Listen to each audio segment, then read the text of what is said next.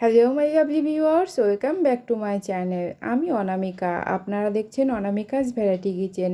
Anamika's variety কিচেনের নতুন রেসিপিতে আপনাদের সকলকে অনেক অনেক স্বাগত জানিয়ে আজকের রেসিপিটি শুরু করছি। আশা করি আমার সকল বন্ধুরা ভালো আছেন এবং সুস্থ আছেন। আজকে আমাদের রেসিপি মৌরলা মাছের চচ্চড়ি। তো ভিডিওটি শুরু করার আগে বন্ধুদের কাছে অনুরোধ রইল ভিডিওটি স্কিপ না করে পুরো ভিডিওটি দেখার জন্য। আশা করি আপনাদের অনেক ভালো লাগবে আজকের রেসিপিটি। এখানে আমি মৌরলা মাছ কেটে ধুয়ে পরিষ্কার করে নিয়ে নিয়েছি। অন্যদিকে আমি যেসব সবজিগুলো ব্যবহার করব সেগুলো আমি কেটে নিয়েছি।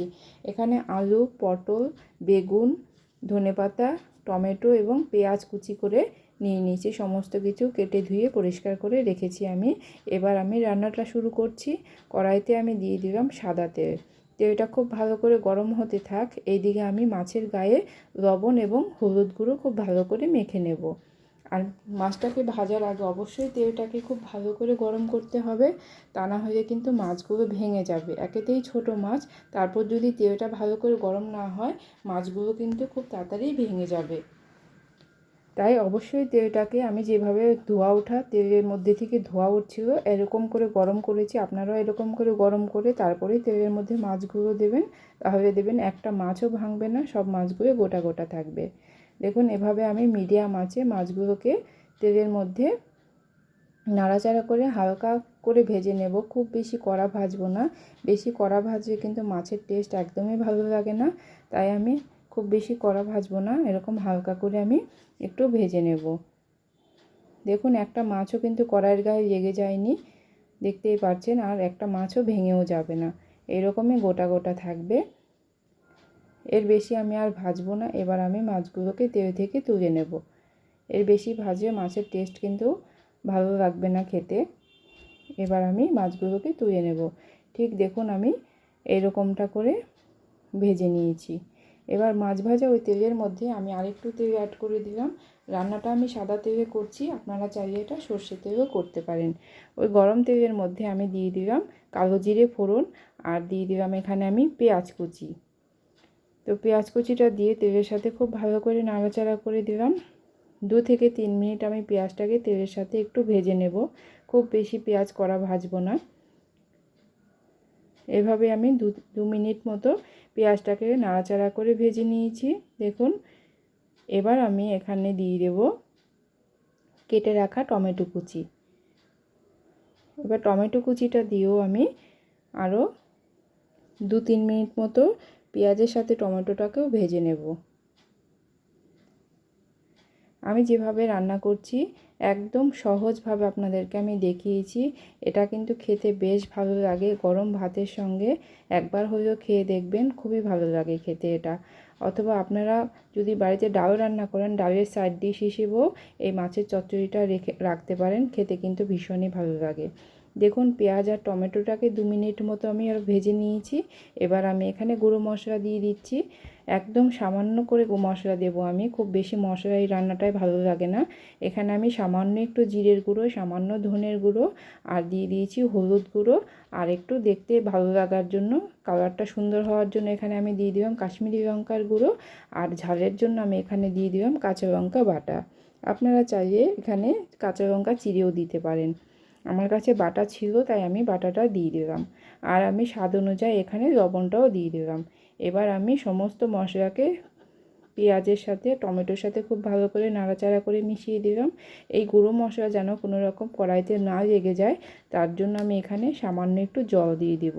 সামান্য একটু জল দিলে কি হবে, মশলাটা খুব সুন্দর করে কষাতে পারবো, কোনো রকম কড়াইতে লেগে যাবে না।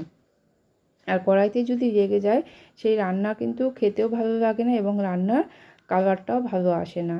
তাই আমি একটু জল দিয়ে এবার 3-4 মিনিট খুব ভালো করে কষিয়ে নেব। যতক্ষণ পর্যন্ত মশলা থেকে তেল না ছেড়ে দিচ্ছে ততক্ষণ আমি এটাকে কষিয়ে নেব। দেখুন এভাবে নাড়াচাড়া করে আমি 3-4 মিনিট খুব ভালো করে কষিয়ে নিয়েছি। মশলা থেকে তেলও ছেড়ে দিয়েছে, দেখতেই পাচ্ছেন। এবার আমি এখানে দিয়ে দেব ভেজে রাখা ভেজে রাখা না, আমি যে আলু আর পটল কেটে রেখে দিয়েছিলাম সেই আলু এবং পটলটাকে এখানে দিয়ে দেব। আর বেগুনটা আমি এখন দেব না, যেহেতু বেগুন সেদ্ধ হতে একদমই টাইম লাগে না, খুব তাড়াতাড়ি সেদ্ধ হয়ে যায়। তাই আমি এখানে বেগুনটা একটু পরে দেব। এখানে আমি কেটে রাখা আলু এবং পটলগুলো দিয়ে দিলাম। আলু আর পটলটাকে দেখতেই পাচ্ছেন আমি আলু ভাজার মতো এরকম করে কেটে নিয়েছি। আপনারাও এরকম করেই কাটবেন। এই রান্নাটার জন্য এরকমভাবে আলু আর পটলটা কাটলে পরে দেখতে ভালো লাগে। এবার আমি মশলার সাথে আলু পটলটাকে খুব ভালো করে নাড়াচাড়া করে মিশিয়ে দিচ্ছি। নাড়াচাড়া করে মিশিয়ে আমি 3-4 মিনিট ভালো করে এটাকে কষিয়ে নেব। গ্যাসের ফ্লেমটাকে আমি মিডিয়ামে রেখে ঢাকা দিয়ে এটাকে কষতে দেব। বেগুনটা যদি আমি এই মুহূর্তে দিয়ে দিই তাহলে কিন্তু রান্না শেষ হতে হতে বেগুনটা একদম গলে যাবে, তাই এটা দেখতেও ভালো লাগবে না, খেতেও ভালো লাগবে না। দেখুন 4 মিনিটের জন্য আমি ঢাকা দিয়ে এটাকে কষতে দিয়েছিলাম। 4 মিনিট পরে আপনাদেরকে আমি দেখাচ্ছি। দেখুন এভাবে আমি আর খেয়াল রাখতে হবে যেন কোনো রকম নিচের দিকে লেগে না যায়। যেহেতু আমি এটার মধ্যে কোনো রকম জল দিইনি, নিচের দিকে লেগে যাওয়ার একটা সম্ভাবনা থাকবে, তাই খেয়াল রেখে আপনারা এটা দেখবেন। এবার আমি এখানে দিয়ে দেব কেটে রাখা বেগুনগুলো। এতক্ষণে আলু এবং পটলটা অনেকটাই সেদ্ধ হয়ে গেছে। এই মুহূর্তে আমি এখানে দিয়ে দিলাম কেটে রাখা বেগুনগুলো। আর বেগুনগুলো কিন্তু আমি ওইরকম আলু এবং পটলের মতো ওইরকমভাবে সরু সরু করে কাটিনি, একটু মোটা রেখেছি, যেহেতু বেগুনটা খুব তাড়াতাড়ি সফট হয়ে যায়। তাই বেশি সরু করে রাখার দরকার নেই, এরকমভাবে একটু মোটা করে রাখলেই হবে। এবার আমি আর ঢাকা দেব না, ঢাকা না দিয়ে 3-4 মিনিট বেগুনটাকেও সব কিছুর সাথে কষিয়ে নেব। এভাবে আমি নাড়াচাড়া করে 3-4 মিনিট কষিয়ে নিয়েছি। যখন দেখবেন আপনারা কড়াইয়ের গায়ে আর লেগে যাচ্ছে না আর এরকম একটু ঝরঝরে ভাজা ভাজা টাইপ হয়ে গেছে, তখন বুঝতে হবে এটা খুব সুন্দর করে কষানোটাও হয়ে গেছে। আর নিশ্চয়ই দেখে বুঝতে পারছেন আমি কিন্তু খুব বেশি মশলাই রান্নাটা ইউজ করিনি, কম মশলাতেই রান্নাটা করতে হবে। আর এই গরমে আমাদের কম তেল মশলা খাওয়াটাই স্বাস্থ্যের জন্যও ভালো। আর এই রান্নাটা খেতে সত্যি ভীষণই ভালো হয়। আপনারা একবার হলেও এর প্রসেসে রান্নাটা করে দেখবেন। এবার আমি এখানে পরিমাণ মতো জল দিয়ে দিয়েছি। এবার ঝোলটা আমার 3-4 মিনিট করে ভালো করে ফুটিয়ে নিয়েছি আমি। এবার আমি এখানে ভেজে রাখা মাছগুলো দিয়ে দিলাম। এবার মাছগুলোকে দিয়ে আমি আরও 3-4 মিনিট ভালো করে ফুটিয়ে নেব। এই রান্নাটা যেহেতু ঝোল হবে না, এটা একটু গামাখা টাইপ হবে, তাই জলের পরিমাণটা কিন্তু খুব বেশি দেবেন না। দেখুন এটা একদম মাখো মাখো হয়ে গেছে। ঠান্ডা হলে কিন্তু আরেকটু এটা ঝোলটা টেনে যাবে, তাই আমি আর ফোটাবো না এটাকে। এটা কিন্তু হয়ে গেছে। আমি রান্নাটাকে শেষ করছি এখানে ধনেপাতা কুচি দিয়ে। এবার আমি আপনাদেরকে সার্ভ করে দেখিয়ে দিচ্ছি। এরই মাঝে মনে করিয়ে দিই, যে সকল বন্ধুরা এখনও আমার চ্যানেলটিকে সাবস্ক্রাইব করেননি প্লিজ চ্যানেলটিকে সাবস্ক্রাইব করে দেবেন এবং ভিডিওটি ভালো লাগলে ছোট্ট করে একটি লাইক দিয়ে বন্ধুদের সঙ্গে শেয়ার করে দেবেন। আর অবশ্যই কমেন্ট করে জানাতে ভুলবেন না কেমন লাগবে মোরলা মাছের চচ্চড়ি রেসিপিটি। আপনাদের কমেন্টের অপেক্ষায় রইলাম। এবার আমি সার্ভ করে দিচ্ছি। ভিডিওটি শেষ পর্যন্ত দেখার জন্য সবাইকে অসংখ্য ধন্যবাদ। দেখা হবে নতুন কোনো রেসিপির সাথে।